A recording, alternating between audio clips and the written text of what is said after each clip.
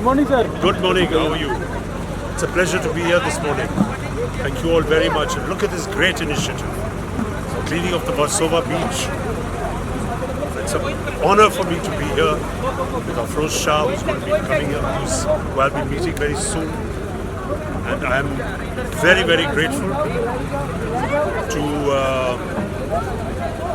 the film festival, the Dada Saheb Phalke International Film Festival, and Incredible India for this fabulous and fantastic initiative.